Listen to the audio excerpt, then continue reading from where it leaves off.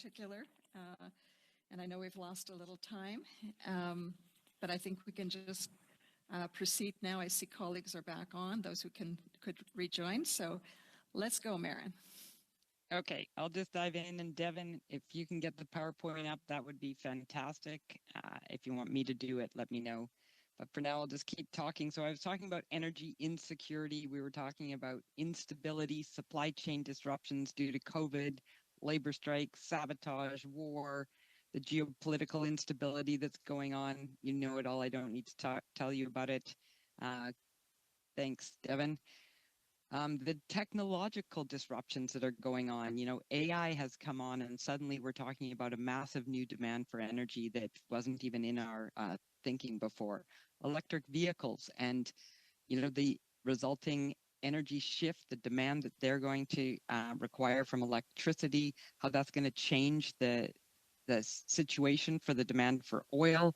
Right now, that's not really a big issue.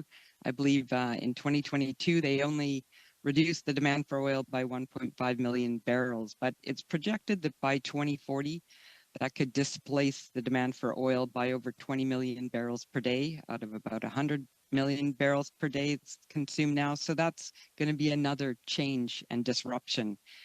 So in the face of all this instability, energy security has become a real top priority globally. And that is really the key driver of why we're having this conversation about a new economy, is countries want to reduce their reliance on importing foreign sources of energy. They want to be able to control it themselves, and they're turning to clean energy, which is the cheapest new energy source. It's rapidly deployable, scalable, and it's not excuse me, vulnerable to supply chain disruptions. So next slide.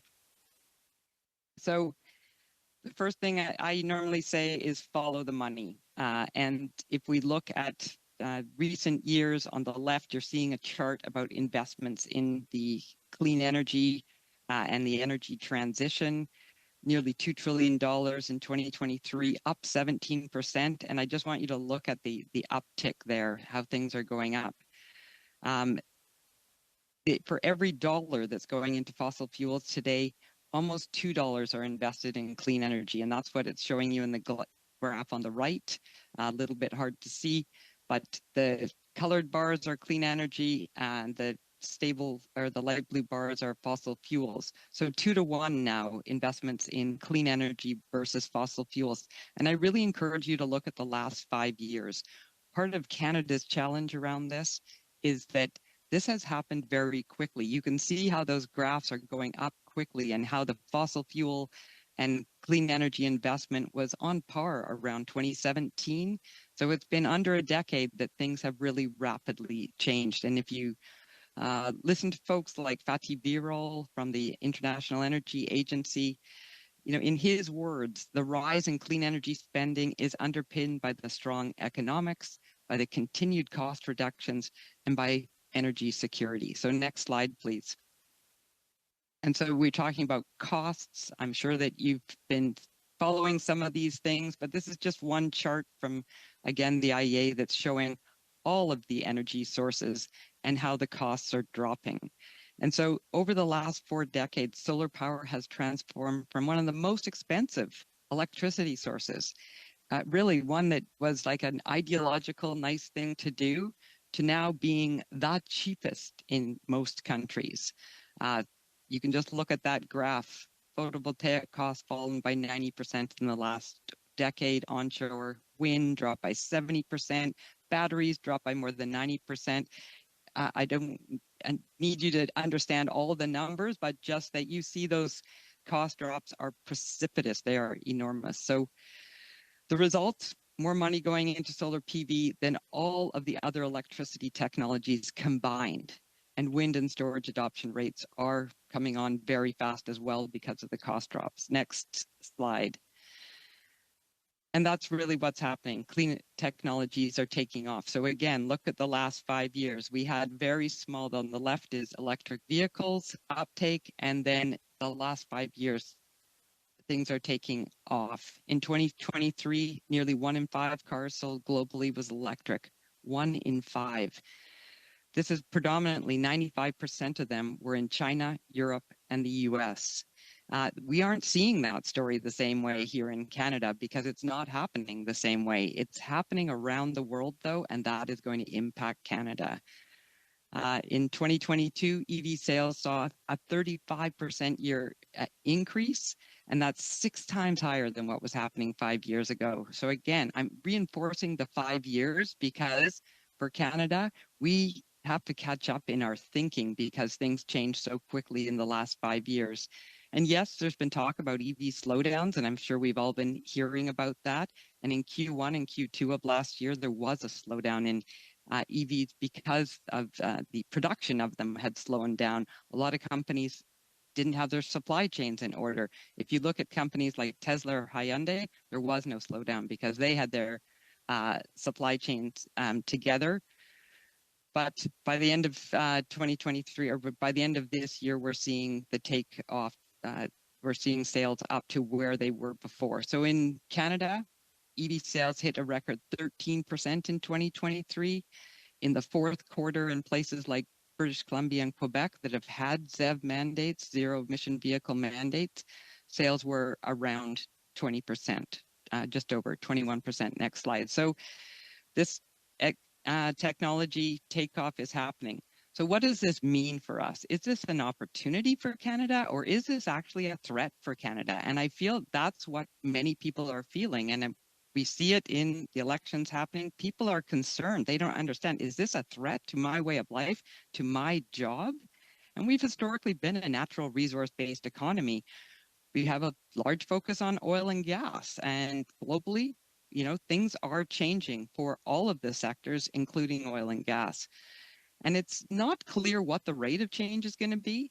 We will be using oil and gas for decades to come. Let's be clear. It's not that we are going to stop using it, but how quickly is that change going to happen? Is the decline going to happen?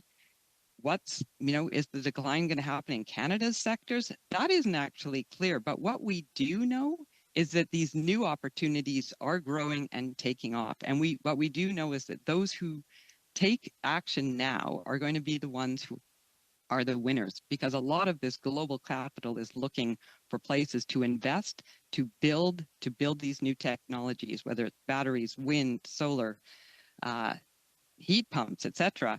And once those investments are made, those manufacturers are going to be in place. So what are Canada's opportunities?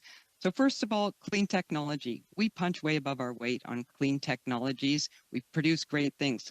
Last month, I was in Owen Sound, Ontario at Hydrogen Optimized. Very interesting company. They're manufacturing cutting-edge hydrogen electrolyzers that could be exported as a technology system to produce hydrogen. Using an old plant that used to produce car parts that shut down. It's a great story of shifting from old economy to new economy. And we've got companies like this across the country. So technology, a second opportunity for Canada, clean energy, green hydrogen, electricity exported to the US. Colleen's going to tell us all about it, so I'm not going to. The third picture from the left there is GE Vernova in Canada producing wind turbines and wind plants, sorry. The third opportunity, and Adam will tell us more about it, is clean products, clean cement, clean steel, clean aluminum. On the far left there, we've got Algoma Steel in Sault Ste. Marie. They are reducing 3 million tons of CO2 by switching to electric arc furnaces for coal. There is a demand for low carbon steel to produce those electric vehicles. Not really a price premium yet. That's where we need to get to. But the demand is out there for producing lower carbon products. And we'll hear more about that. Some other examples of that in Canada, Heidelberg in Edmonton, which I think Adam might be talking about in terms of low carbon cement. So the story here is $2 trillion went into the clean economy globally last year. That number is going to grow. It's growing every year. You saw it.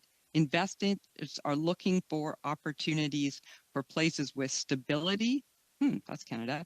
Predictability, meaning we need a predictability of policy, and if the investment climate needs to be predictable, not flip-flopping of policy, ripping things up and switching them, and we need rule of law. So Canada, we have an abundance of clean power, best skilled market in the world, proximity to major markets like the United States, we really have an opportunity to attract billions of dollars in this new economy. And we're seeing the electric vehicle ecosystem, for example, taking root in Ontario and in Quebec. And we have an opportunity to attract those billions of dollars to help decarbonize our traditional industries like steel and cement, because they will be part of this new economy, creating jobs here. So I'm going to go to my last slide because I know we're short on time here. How do we win? Now just go back one slide there, Devin, to how do we win? I'm not going to do. Oh yeah, you got it there. How do we win? Sorry. One, get things built fast. This is Canada's biggest problem. Takes us a decade to permit anything. We need to be doubling the size of our electricity in Canada. How are we going to do that if we require permitting and it's on the slow track, often on the junior staffers in governments, no efficient systems to get things through? This is something that we can fix, streamline, maintaining our environmental standards. We're not talking about reducing standards. We're not talking about not engaging with Indigenous communities. They need to be part of this with meaningful equity roles in building this new economy. But we need to be able to do this far more efficiently, and we could. Secondly, we need to give certainty. First and foremost is that we need to replace this partisanship around the economy with certainty. We need to signal what the investment environment is going to be and continue with it. Things like investment tax credits, some form of industrial carbon pricing. It can change names, but we need to have bipartisan support for these types of policies and keep them consistent. That is what's going to attract capital to Canada. We need to give industry the confidence that they need to make these 20 to 30-year decisions, not that the rules of the game are going to change while their money is getting invested. That's what's keeping money out of Canada. We can change that. Thirdly, we need to seize every opportunity. There are new sectors, new opportunities, whether it's batteries, hydrogen, energy storage, new forms of electricity. There's a lot of new technologies out there that we're talking about. Nuclear is going to be a big piece of this. We need to move forward with them and solve this is going to help solve the productivity crisis in Canada by unleashing these new technologies and not strangling them. And then lastly, we need to be ambitious. We aren't starting from zero. We have, some other companies here today. We have a network of companies in Canada that are already doing this. We know how to do this. It's using the skills of labor, electricians, engineers, etc., that we already have, and just shifting them over to really building this new opportunity for Canada. And I think I'll leave it there. I've got some trends to continue, but we'll do that if we get time later, because I know we're short on time. Thank you so much, Marin. That was quite a sweep and a very helpful one. And thank you to everyone for your patience. Glad to see people are back on. Apologies again for that glitch, but I'm not going to waste our time on that. I'd like to now switch gears and turn things over to you, Adam. And of course, Marin has already made reference to some of the good work that you're involved in. So over to you, Adam Auer. Thank you very much, Senator Coyle. I'll wait for Devin to pull my presentation up as well, but it's just a very quick snapshot of the industry because most people don't know much about cement and concrete, despite how central we are to modern economies. I'm going to talk a little bit about why decarbonization matters to our sector and what we're doing about it. And then I want to back into the decarbonization or net zero conversation from an economic perspective and pick up on some of the things that Marin was just pointing out. So next slide, please. Just a little bit about cement and concrete. We are a ubiquitous industry. We have about 15 cement manufacturing facilities across the country, over 1,000 concrete production sites, worth about $76 billion in economic activity to Canada, with over this 158,000 is actually an old number. It's about 166,000 direct and indirect jobs. hugely important economically and distributed across the country. I think that's sort of one of the unique things about the sector as well, that we are present in just about every community, or as we like to say sometimes politically, every riding across the country. Next slide, please. Concrete is also the most important construction material. We use more concrete than all other building materials combined. In fact, we use more concrete than just about anything else except for water, just to give you a sense of scale. I think one of the ways to think about it is I've come to start talking about concrete a little bit like energy. Energy is sort of one of those things that we take for granted in our economy, but it is the feedstock that drives just about every economic sector. And concrete is much the same. There are very few economic activities in Canada that don't depend to some extent on concrete, whether it's public infrastructure like hospitals, schools, community centers, utilities, oil and gas infrastructure, renewable energy infrastructure, wastewater infrastructure, manufacturing facilities. Just about every sector of the economy needs concrete on some level. And so we see it as an essential commodity. It's also got a bit of an export story, which most people don't totally appreciate. About 40% of the production of cement products in Canada are exported to the United States. Another reason why it's an important driver of Canada's economic interests. Next slide, please.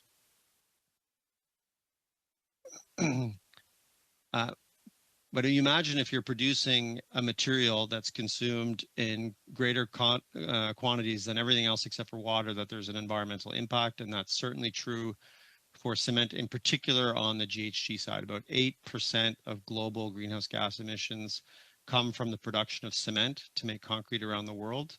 That's a global number. In Canada, it's somewhat smaller at about 1.4% or 10 megatons of our national emissions, but still obviously very significant.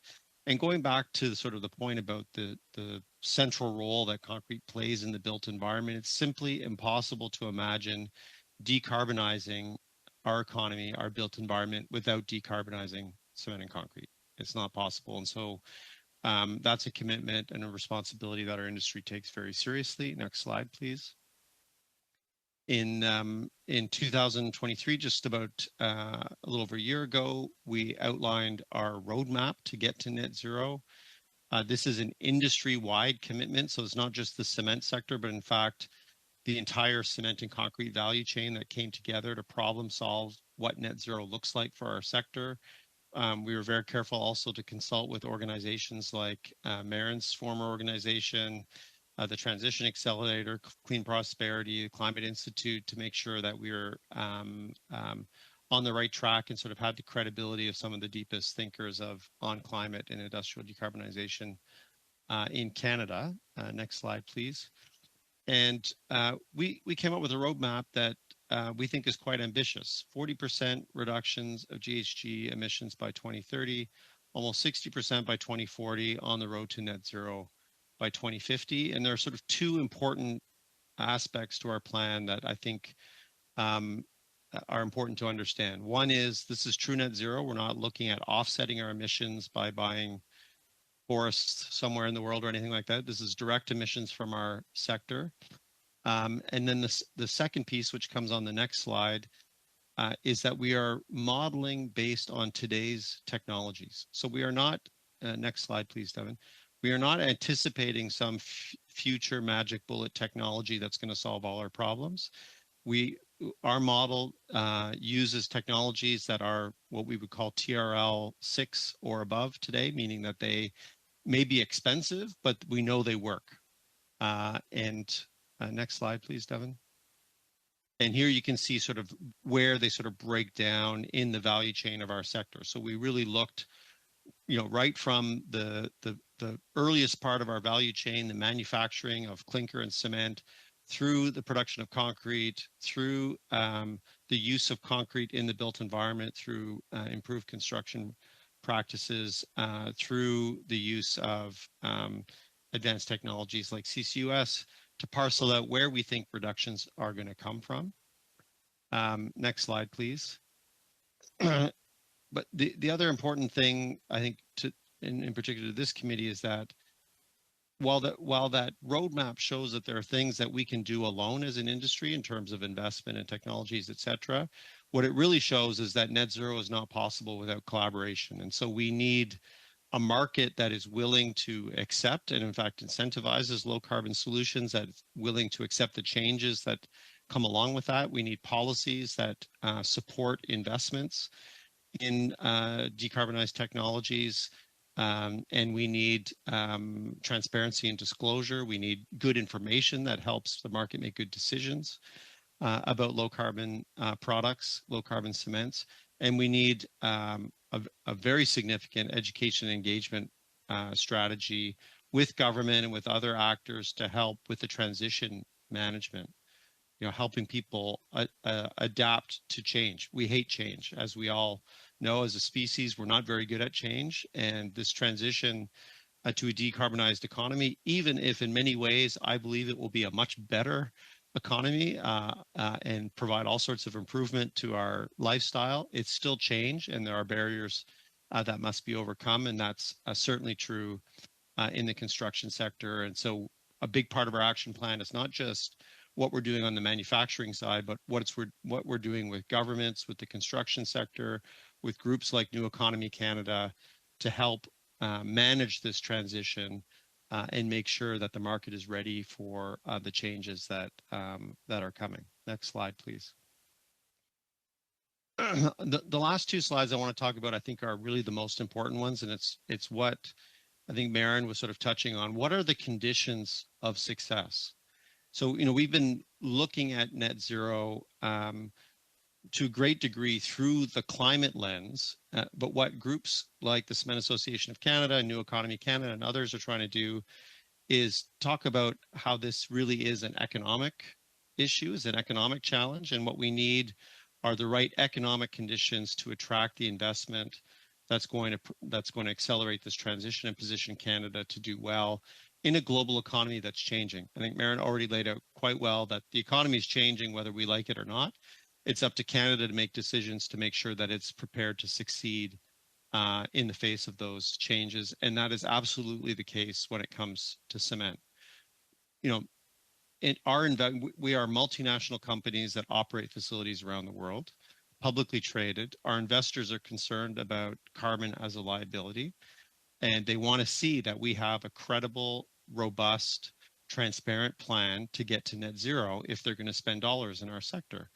And those dollars are going to the facilities and to the companies that are able to demonstrate that they have that plan in place, and also that they are operating in jurisdictions with the right partners to make sure that those plans will be successful. And in Canada, it's no different. One of my biggest jobs as the head of the Cement Association of Canada is to make sure that Canada is an attractive destination for capital to reinforce the domestic supply of cement, which I've already described as an absolutely essential commodity to our economy, that we're able to sustain and hopefully enhance the employment that the sector provides to Canadians across the country, and that we're able to expand our export position. And increasingly, that depends on decarbonization. And so what are the next slide? What are the conditions that allow us to continue to strengthen our position economically while meeting this decarbonization challenge? Next slide, please. I think this is my last slide. Again, picking up on many of the things that Marin already said.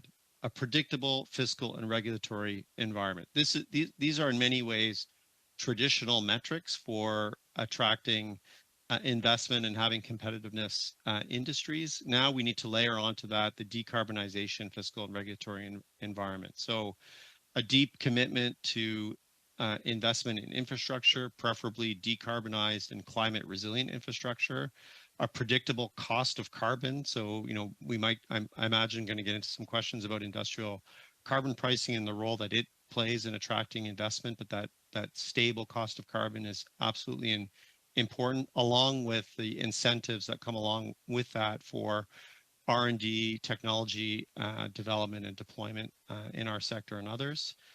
And of course, doing that in a way that is cognizant of what's happening in our competing jurisdictions so that we don't fall behind, but also so that we don't get so far ahead that we end up disadvantaging our domestic industries against importers that have weaker or non-existent emissions policies. And we can get into all the tools that are available to do that, and there are many.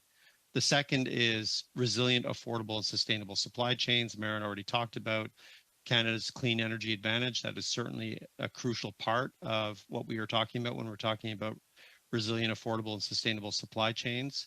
But that also applies in our sector to raw material inputs. So making sure that we have access to clean materials, increasingly circular economy materials, innovative uses of waste materials from other sectors.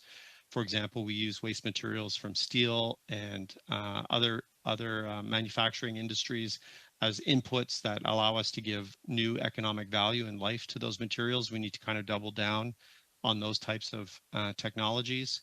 Carbon capture, utilization, and storage, another technology that is both essential to the cement and concrete industry's decarbonization, but again, one where Canada, if it plays its cards right, has a huge global advantage at the moment. And finally, removing barriers and creating market incentives for investment. So,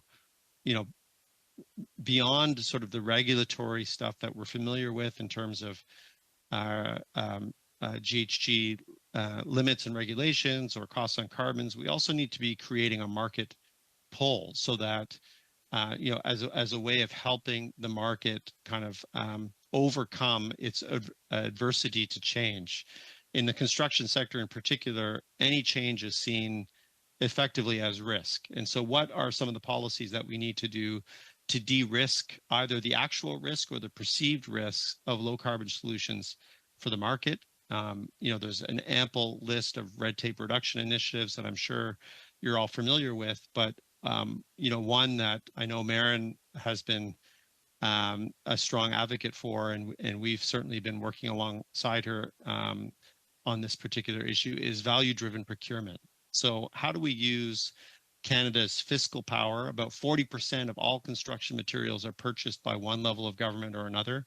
How do we take advantage of that to demonstrate for the market that low carbon solutions are effective, they can reduce emissions, they can give you the performance that you need, and they are cost competitive with traditional solutions in the market? Government has a real role to use that buying power to de-risk these solutions for the rest of the market, and to move away from prescriptive solutions. So, having government tell industry how to do its job.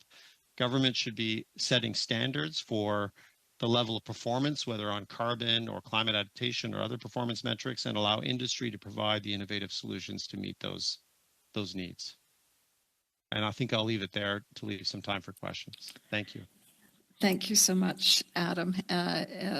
Very, very interesting what's going on in your industry. I'm going to turn it quickly now over to Colleen, just conscious of our time, and I know she's got some very important things to share with us about the renewables industry. So over to you, Colleen. Thank you very much, Senator. And fortunately, I'm a quick speaker, so I will try to slow down. So I am not a total terror to the translator, but we'll move through quickly here. Just for some context setting, I have the privilege of working with Innergex Renewable Energy, which is a Canadian success story. We were founded in Quebec in 1990, and 30 years later are now a multinational corporation, pure play renewable energy company. We develop, own and operate wind, solar, hydro, and battery storage facilities across Canada, the United States, in Chile, and in France. We also had the privilege of being one of the first companies to co-own and develop our facilities with Indigenous nations. The first of those co-owned projects has now been operating for 20 years in Ontario. We have 5 operating facilities across the country on that model, and the full suite of our development activities in Canada are being done that way. As has been mentioned already, and I'll gloss over my slides on the company please, Devin, and go to slide 4. As has been mentioned, Canada is competing for investment from companies like Intergex, as in any other industry, with other countries around the world, like the United States, Europe, Latin America. The places and jurisdictions that provide the best conditions to invest and have the durable operating conditions will be the ones that attract this investment. We have a responsibility to our shareholders to be able to generate that return on their investment in the projects that we develop, and the places where we can do that with certainty and with speed will be the ones that are more attractive for the investment to flow to. Also important for contextual information, building a renewable energy project does take, at the utility scale, does take several years. A key part of that is doing the appropriate level of work to earn social acceptability on the project and to build those Indigenous partnerships so that we can co-invest in them. It's not a quick one meeting here, let's do a deal. These are hundreds of millions of dollars that need to be invested in a lot of trust and learning about the projects that have to happen over time. But we do have, as Marin referenced, ample opportunity here in Canada to remove inefficiency from our regulatory process so that we can spend our time doing the right things, but get projects into the ground and generating emission-free electricity faster. So how do we do this? The first is as I mentioned, need for speed. The demand is significant. There's lots of different references for how much we need to add. It's effectively between now and 2050, we need to do what we did in the last 50 years. We have a lot more tools and capital at our disposal now, though, so we should feel confident that we'll be able to get there if we put our pedal to the metal. The risk we have historically with electricity planning is a sense that if we build too much, we'll have a surplus, and then that will affect and impact ratepayers. Where we are today, the risk of building too much does not exist. We are going to have a hard time physically getting enough new electricity into the system to maintain Canada's competitive advantage with that low-cost emission-free electricity that's the backbone for all the other economic activity. And so when we're making our policy choices or starting to pick which direction we're going, taking that historical sense of, oh no, we might build too much, we need to throw that out the window. Collectively, and Canada, like the United States, electricity policy and choices are driven by the subnational government, so the provinces and the states, but we need a degree of consistency and clarity that over time, this is where we are going. And so that the really important work, as I referenced, it needs to happen in communities today to build that trust and understanding about the projects so we can develop them, is able to be started. Because when it's a stop-start, nope, we're not going to need any more. Oh, now all of a sudden we do need some and we need some tomorrow. Now we don't need any more. It's extremely disruptive to investment, and companies will not be able to take the time in building that social acceptability that underpins modern infrastructure. We also need to continue to have a proactive investment and enabling of transmission infrastructure, which is key to enabling the electricity to get to the new industrial demand, the mines, the factories, the data centers, as well as the neighborhoods and households that need the power going forward. And just to really punctuate, not starting now puts Canada's future economy at risk. It puts the economy of 5 years from now at risk, and it puts the economy of 20 years from now at risk. The second key thing to be focused on is that the policy ecosystem that we're creating, next slide please, Devin, needs to be durable. As I mentioned, these projects are hundreds of millions of dollars and they're multi-decade investments. And so what we need to ensure that we can continue to choose to invest here is that policy stability. So examples of things like the ITC that's created right now, the Canadian Infrastructure Bank funding, those are things that get factored into the financial case and model for a project that then gets bid to a utility right now with a commitment for a 30-year price on the electricity. So we need to have a sense of confidence that that tax credit or that funding will be there for that 30 years, or the project's economics can be put at peril and then the project may not go forward. And so we need that long-term stability of the financial supports. Same with permitting and we've lived over the last 20 years, permits being required, permits not being required, permits being required again on the same piece of infrastructure. And so we need to get a lot more clear and consistent about providing that multi-decade ecosystem. And I mentioned stop start. So next slide, please. The other big one I wanted to to focus here is that we need to keep our eye on unintended policy consequences. We have a system of government that was organized for the 19th century, the way our economy worked, the way we managed issues, and it's very siloed. And today we're dealing with cross-cutting wicked problems that impact everything. And so choices like we're going to protect the habitat of a certain kind of bird nest. I'm all for protecting the bird. It's nothing against the pileated woodpecker, which is my example here. But the consequence of that is potentially sterilizing any sort of infrastructure development in most of the country for multiple years. And so decisions on protection that's happening within ECCCC need to be considered across the economic policies. Tariffs on or responding to a tariff environment, and we're likely heading into an era of a lot of discussion around tariffs and a lot of retaliatory tariffs, understanding what the consequence of that is on other things that are very important to us domestically. If we slap a big tariff on a component of a battery or a solar panel coming in from Asia right now, what does that do to our ability to rapidly scale up the renewable electricity that we need to power the economy in Canada?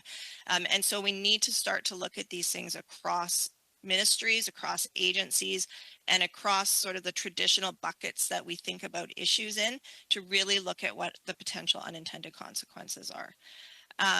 So be clear on the goal that we have, clear on our principles, and use that to inform the choices that consider the broader implications. If we get this right, we can unleash Canada's economy and we will thrive in the net zero world. We also have the opportunity to enable unprecedented economic reconciliation and prosperity for Indigenous communities, recognizing that this generation of infrastructure build-out is being done in partnership and co-ownership. And we have the ability to build out a reliable and resilient energy system that allows Canadians to not only just survive the changing climate and extreme weather events, but to thrive through it. So I'll leave it there, recognizing time, and thank you very much for your attention this morning. All right, thanks very much, Colleen. That was an excellent presentation, as were the other two. I just wanted to mention, I know people are on a schedule. We had intended to finish around 9:15, and that was going to include about 15 minutes of questions. So my plan today, moderating the questions, is that we're still going to have 15 minutes of questions if our panelists can kindly stay with us. But if you have to hop off, senators, please put your questions in the chat and we'll talk about them, and this will be recorded and it's going to be circulated as well, and it will be going on the Senators for Climate Solutions SharePoint. So again, thank you. Thanks, Mary Coyle, Senator, for inviting me to moderate the Q&A today. And we're going to do this like committee. We're going to have rapid fire questions. We're going to have a minute for a question and try to keep a minute for answers. And that way we can get in as many as we can. I'm going to start the ball rolling with a question to Maren. You talked about moving fast. And I wonder if you can give me a sense of what types of emission policies and EIA processes are needed generally for innovative clean tech opportunities. And how does industry feel related to working towards federal and provincial EIA harmonization?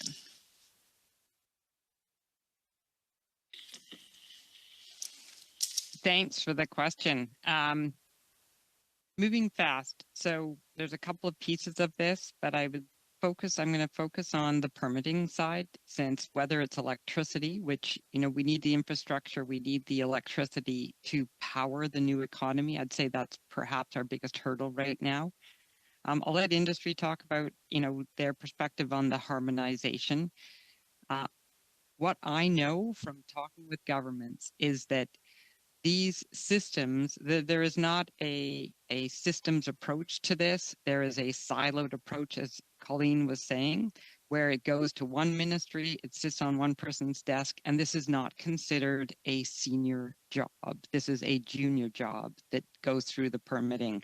There is not a requirement. You must get these many permits passed per week. The system is designed to be slow rather than designed to expect results, to expect these permits to run through, that there would be I think there should be something like a publicly visible website where you can go to understand where is this in the permitting process, where there's a commitment from government that you will get through the permitting process in X number of months, and then there's an accountability mechanism for it. So I think that would be a piece of it. Secondly, is bringing Indigenous involvement in early. It's ensuring that there's the capacity on the Indigenous side to engage in this. That's, obviously there's been over a century of lack of attention on the Indigenous side, and so capacity is a clear issue that they are asking for support on that. So we need to ensure that. We need to be clear about why, what are the opportunities, and ensuring that there's benefits for all parties, whether it's the Indigenous piece of it or municipalities, which also have on things like electricity projects, for example, have not been dealt into some of the benefits out of it. That's a quick, rapid response. Thank you very much. And I've got a question for each of the panelists, but I'll invite the other panelists to answer that question as well if they want to add a little something to it. My next question is for Colleen. As a well-established, innovative company, Innergex, I'm interested in your advice for startups and entrepreneurs in this space. I'm from New Brunswick, and my city, Fredericton, has been recognized as one of the startup capitals of Canada. So I'm interested in your advice as an established, innovative company. Sure, and I will answer that, but I cannot leave the prior question on the table. And I think just an example is to, again, get out of the silos. So the picture behind me is a wind farm in northern British Columbia that Innergex operates named Doki. And you can maybe see the ridge top where the project is has also been clear cut. So the wind farm went through a robust environmental assessment and carefully cleared little tiny squares around every wind turbine pad. And then under a different regime for how we manage ecosystem values and environmental impact, forestry went in and clear cut the ridge top. Not meaning to pick on forestry, but we have industries that we have accepted best management practices. We've internalized, we're okay with these impacts from it. Qualified environmental professionals sign off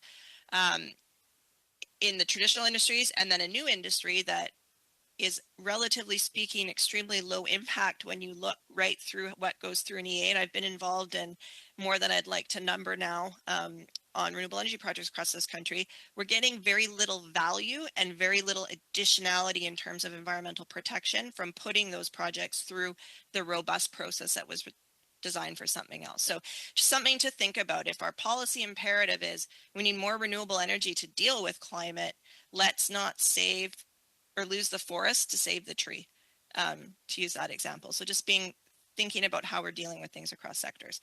How to go from being a little innovative company to a big multinational. I think I would say, and I know this is common, but perseverance. I think it's your first project. You just have to hang on and not give up. And we're in a world where everyone likes to say no, it's different. We can't imagine how it could be possible. There's lots of experts that will say, nope, it's not feasible. We've always done things this way.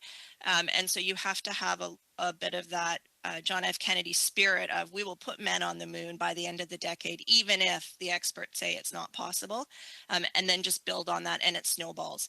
And so Innergex started with one project, and it was our founding CEO did a lot of door knocking and had a lot of no's, but the company kept with it and built that trust with the community and built the first project. And then from the first project, it grew from Quebec and then into British Columbia and into Ontario, and then into the countries we're around the world. So entrepreneurial spirit is a unique and precious thing. And so I think just keep at it and keep that flame burning bright. Thank you, Colleen. And certainly, I think for entrepreneurs and startups to connect with companies who are already in the space and doing great work is obviously important as well. I'm not seeing any raised hands. I have tons of questions myself. I'm going to ask Adam a question now, but if you have questions, either put them in the chat, folks, or raise your hand, and I will invite you to ask your question as well. Adam, you mentioned that 40% of cement exports are going to the U.S. do you anticipate any change given the results of last night's election and predicted tariffs on many items? Well, that is a perennial concern, I think, for all manufacturers in Canada. To date, cement has largely escaped some of those protectionist instincts, largely because of the integrated nature of the industry across the border. It's a lot of the same companies that are trading intermediary products, for example, across the Great Lakes, which helps a little bit, but also a lot of the policies that sort of adopt a made in USA type of lens are focused on finished products. And cement is, I think, largely because of our advocacy efforts, both here and on the other side of the border, understood to be an intermediary input into the final product, which is a concrete product that goes into construction. You know, whether that thinking will hold is anyone's guess. You know, going back to Marin's point about certainty and predictability, we're certainly entering an era of deeper uncertainty on that issue and many others. So, you know, I wouldn't say that we're not concerned, but if history holds, we should be okay. Not that we won't be fighting hard to make sure that that isn't the case, but historically we've managed to avoid the worst impacts of tariffs. Well, I'm glad to hear that. That's a little bit of good news this morning. Yeah. I don't see any more questions. What I would like to do is thank our speakers today. Marin, the president of New Economy Canada, thank you so much for joining us today and your presentation. Colleen Giroir-Smith, Vice President Corporate Relations at Innergex, thank you very much for your time and expertise today. And of course, Adam Auer, President and CEO of the Cement Association of Canada. Appreciate your input and your insights. And of course, thank you to all the senators who have attended this morning, and to Mary Coyle for organizing this event. And hoping that everybody has a great day, and wishing you an excellent first day of having a new president in the United States. Again, thanks colleagues for joining us, and we will be circulating the PowerPoints and the presentation from today. And I would suggest too, if you'd like to if you think of any questions that you didn't get a chance to ask today, forward them to Senator Coyle's office, and we will reach out to our panelists today and invite them to answer those questions. So thanks again, everybody, and have a great day.